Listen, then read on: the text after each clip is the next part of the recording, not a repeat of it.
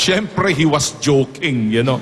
Pero may dugtong pa, hindi, Father, talagang totoo. Kami ho'y mapagdasal. Ako, Father, nagsisimba ako araw-araw, except Sunday. Naisip ko lang yun, no? Sabi ko, kasi ang sabi niya sa akin, Father, sa totoo lang nanonood ako ng TV Mas. Kung manood ka bukas, at ikaw'y pag-uusapan ko, ng topic kita. Alam mo, sa totoo lang, joking as he was, it tells us of two attitudes ng mga Filipinong Katoliko at siguro ng mga Katoliko at mga Kristiyano.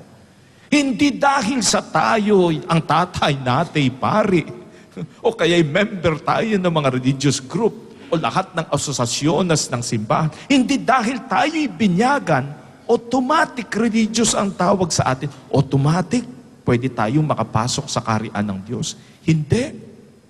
There are more requirements to entering the kingdom of God. At hindi dahil sa ikaw'y nagsisimba sa araw-araw pagkatapos ayaw mo na magsimba sa linggo. But you are making your own rules and not the rules of the God who established that Sunday be the day of rest. Kanina papunta ako rito, kinikwento nila sa sharing sa Radio Veritas.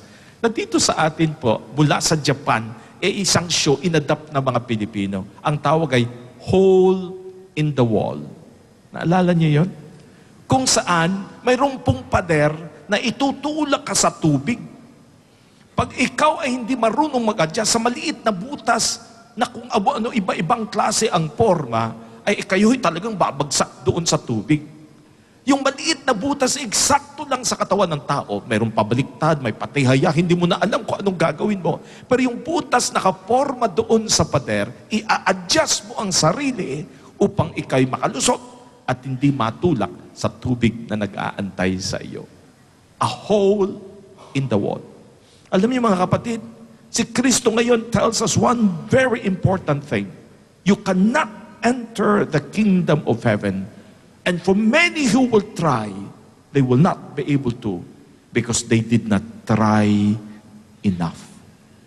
Anong ibig niya sabihin?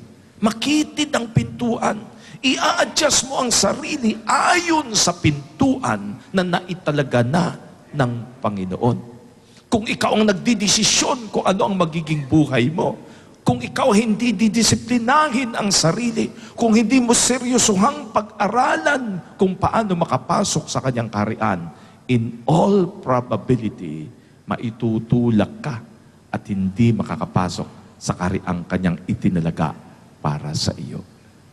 My dear friends, brothers and sisters, to enter heaven is a very serious business that will demand from all of us a seriousness that actually means didisiplinahin mo ang sarili mo. You have to get out of your comfort zones. You have to do things for God. You have to challenge yourself. Marami po ang nagtatanong, at kahit ngayon yan po'y tanong ng marami. Ngunit nung panahon ni Kristo'y ang tanong sa kanya, sino po ba, ilan po ba ang makakapasok sa kaharian? That's a curious question. Iilan nga ba?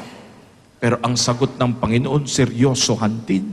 At itong sinabi niya, magpumilit kayo, pagsikapan ninyo na kayo makapasok. Hindi mahalaga kung iilan. Ang mahalaga ito, ikaw ba makakapasok ka? Hindi mahalaga kung iilan. Ang tanong, ako ba'y kasama sa listahan ng mga mabibilang na karapat-dapat sa kanyang kaharian? You know, ito po palang si George Ledesma ay dating athlete ng Ateneo. Matangkad na mama. Pumayat na po siya dahil po sa cancer. But as I listened to the kwento ng napakaraming mga nagsalita, I began to realize one thing. Hindi mo masabing sobra siyang yaman. Hindi mo masabing sobra siyang kilala. Hindi mo masabing sobra siyang nakataas ng pwesto at nasa kapangyarihan. I ended up with only one thing, and I believe the most important. Alam niyo, even as his classmates stood up, nag-iiyakan yung iba sa kanila. And one even was saying, for 32 years, this man was a real friend. And I realized, pag namatay kaya ako, magandang tanong to, will people go to me and say, you were a real friend? where there'll be people who will stand up to say, yang namatay, tunay kong kaibigan. Kaibigan sapagkat naramdaman ko sa kanya ang kanyang pagmamahal. Kaibigan sapagkat nakita ko sa kanya kung paano siya nagmalasakit. You know, these classmates were speaking of George as their conscience sa grupo nila. Siya yung nagsasabi, oy, mali yan. Siya yung nagtuturo, oy, hindi maganda yan. And even as their friends were all there gathered together and were speaking of this man, I had to conclude in the end, probably he's not the richest. Probably he's not famous. Probably hindi siya nakapwesto at sa kapangyarihan. But there was one thing you can say about this man. He was a good man. He was a decent man. He was a man who longed to be pleasing to God and who died in peace with his eyes staring up, sabi ng kanyang sister-in-law, gazing upon that place we call heaven.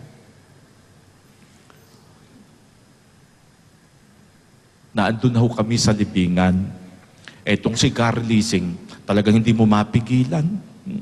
Habang ibinababa, yung kabaong at nag-iiyakan na yung pamilya, kwento ng kwento, hagiggikan naman kami ng hagiggikan. Lumapit ba naman sa akin at ang sabi, Father, may tanong lang po ako. Ano kako iyon? Father, gusto ko lang malaman kasi kung kasalanan ba o hindi.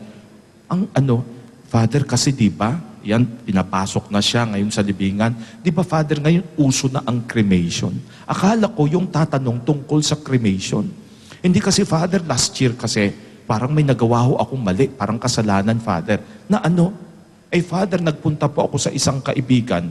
Nang dumating ako, hindi sinabi sa akin, ni-cremate na pala.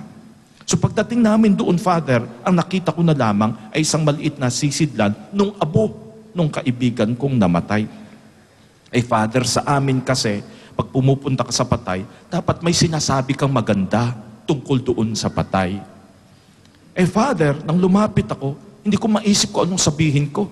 Kaya Father, ang ginawa ko na lang, sinamahan po ako nung asawang byuda, binuksan ko po yung urn, yung lagayan ng abo. At pagkatapos tinignan ko, sinilip ko yung abo, Father, ito na lang nasabi ko doon sa asawa. Ay, para lamang siyang natutulog.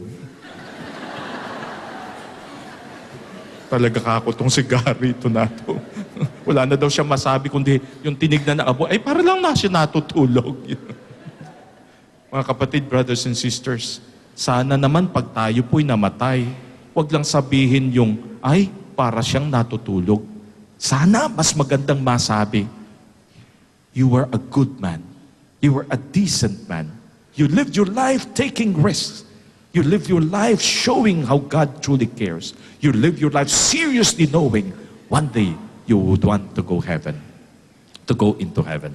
Kaya po ako natuwa rin na ako'y nagpunta at nagtiyaga. Yung libingan po pala ni George Ledesma, napakalapit doon sa libingan ni Ninoy at ni Cory Aquino.